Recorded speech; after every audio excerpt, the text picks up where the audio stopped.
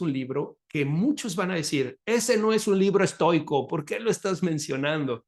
Pero yo voy a refutar eso y les voy a decir por qué. Me refiero al libro de Viktor Frankl, El hombre en búsqueda de sentido. Muchas personas piensan en Viktor Frankl como un psicólogo existencialista y hacen bien en verlo de esa manera.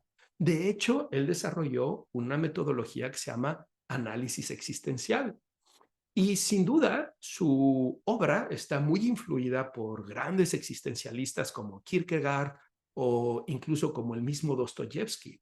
Y él presenta una versión optimista del existencialismo, digamos, porque muchos existencialistas de su época tenían una tendencia muy pesimista, ¿no? Y él, por el contrario, presenta una visión optimista, una visión que nos ayuda a encontrar el sentido de la vida. Pero su metodología terapéutica se conoce como logoterapia y justamente adquiere ese nombre de la idea del logos.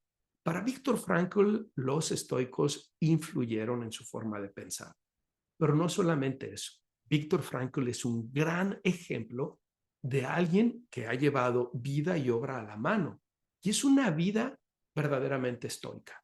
Para los que no lo han leído, quiero invitarlos a que lean su libro El hombre en búsqueda de sentido, donde él describe su experiencia en el campo de concentración.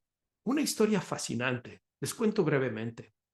Él era un neurólogo en Viena, Austria, y sabiendo que los nazis pronto iban a invadir Austria, se movilizó y consiguió una visa para venir a Estados Unidos y trabajar en los Estados Unidos. Él era judío y él estaba casado. Y una vez que le dicen que le han dado la visa, le han otorgado la visa, él muy contento va a casa de sus padres a informarles de esta noticia. Él sabe que los nazis están cerca de tomar control de Austria y entonces va a decirles a sus padres. Y mientras espera a sus padres en la sala de la casa, lee una pequeña mensaje que hacía mención al cuarto mandamiento, honrarás a tu padre y a tu madre. Y entonces se cuestiona profundamente y dice, ¿qué clase de ser humano soy? Que voy a escapar al sufrimiento de los nazis y dejar a mis padres detrás de mí sabiendo lo que les espera. Víctor Frankl toma una decisión de no irse a Estados Unidos, de quedarse en Austria con sus padres y hacerle frente a la situación de los nazis. Al poco tiempo los nazis llegan, toman control de la ciudad y Víctor Frankl, sus papás y su esposa terminan en el campo de concentración. Él fue el único que sobrevivió. Y ahí, en medio de esa experiencia, él se pregunta, ¿cuál es el sentido de todo este sufrimiento? ¿Cuál es la razón por la cual yo estoy aquí? ¿Cómo es que hemos llegado a este extremo donde el ser humano extermina al ser humano? Y entonces Víctor Frankl echa mano tanto de su existencialismo como de su lectura de los estoicos y hace frente a la experiencia del campo de concentración de una manera extraordinaria. De tal forma que cuando sale, como les decía, fue el único sobreviviente de su familia, desarrolla una escuela de psicología que hasta la fecha sigue en pie. Muchos de mis colegas lo cuestionan, sobre todo porque se han, digamos, los neofranklistas se han distanciado de la vida académica y han generado más como casi pues digamos, unas propuestas de coaches, ¿no? De personas que toman cursos y después ofrecen logoterapia, etcétera. Y algunos de mis colegas no están contentos con eso. Sin embargo, tiene elementos muy importantes que todos podemos rescatar y especialmente este libro del hombre en búsqueda de sentido me parece que es un libro profundamente valioso y que está lleno de sabiduría. Y de ahí quiero leerles algunas frases de este libro para que puedan ver esa visión estoica con la que él afrontó el campo de concentración. La primera es, cuando ya no podemos cambiar una situación, tenemos el desafío de cambiarnos a nosotros mismos. Fíjense cómo esto hace mucha referencia a la dicotomía del control. Cosas que están bajo tu control, cosas fuera de tu control. Enfócate en lo que puedes controlar. Y eso eres tú mismo. No está mal que busquemos impactar el mundo y cambiar nuestra realidad. Por eso nos levantamos y vamos a trabajar todos los días. Por eso tenemos planes y buscamos desarrollarlos. Pero es importante aprender a distinguir que muchas veces no vamos a poder cambiar eso. Y así como a él le pasó que estuvo en un campo de concentración y por lo tanto él no tenía control de la situación externa, él tuvo que enfocarse en su situación interna. Así nos va a pasar a muchos, con la enfermedad, con la muerte de un ser querido, tal vez con una situación de guerra. Hoy vivimos tiempos peligrosos, ¿no? Tiempos riesgosos en donde pues ya hay varias guerras que se han activado y no sabemos dónde va a terminar esto, ¿no? Y muchas de esas cosas son lamentables, son desafortunadas, son trágicas, pero muchas de esas cosas están fuera de nuestro control, por lo que tenemos que enfocarnos en nosotros mismos. La número 2, nuestra mayor libertad humana es que a pesar de nuestra situación física en la vida, siempre estamos libres de escoger nuestros pensamientos. Fíjense qué importante. Vivimos en una época de victimización, en donde se victimiza, las personas se victimizan por su condición sexual, por su condición de color de piel. No me gusta utilizar el concepto de raza, me parece absurdo que en esta época sigamos hablando de razas, cuando hay una raza, la raza humana. Lo demás es pigmentación, ¿no?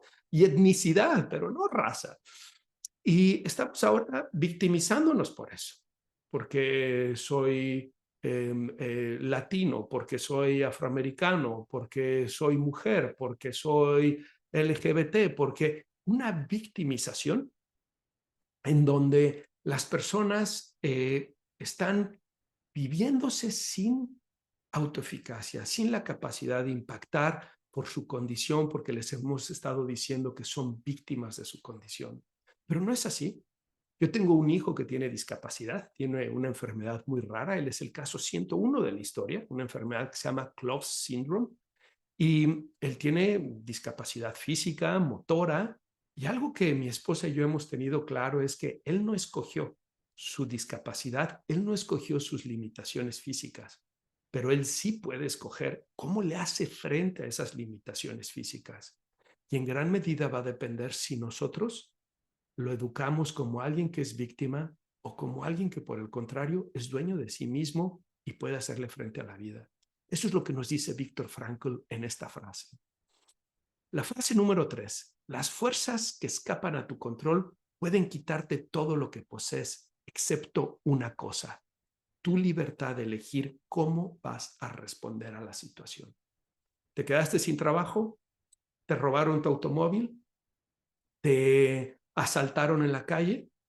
¿El gobierno te quitó tus impuestos y fue más de lo que pensabas? ¿Alguien te hizo un atraco?